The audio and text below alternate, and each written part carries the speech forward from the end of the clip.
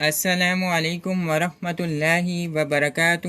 اعوذ باللہ من الشیطان الرجیم، بسم اللہ الرحمن الرحیم۔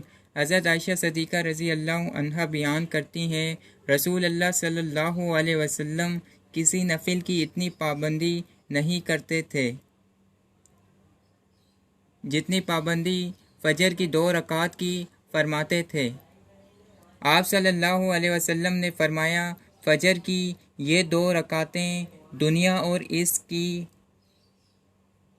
ہر چیز سے بہتر ہیں۔ بخاری کی حدیث ہے، اللہ اس کے چہرے کو تر و تازہ رکھے جو حدیث کو سنے اور آگے بڑھائے۔ جزاک اللہ، زیادہ سے زیادہ شیئر کریں، دوسروں تک پہنچائیں۔ اگر آپ کو ڈیلی کی حدیث پڑھنی ہے یا سننی ہے تو اس چینل کو سبسکرائب کر دیں اور بیل آئیکن کی گھنٹی کو دبا دیں تاکہ آئندہ آنے والی ویڈیو آپ کے پاس جلد سے جلد آئے۔ جزاک اللہ۔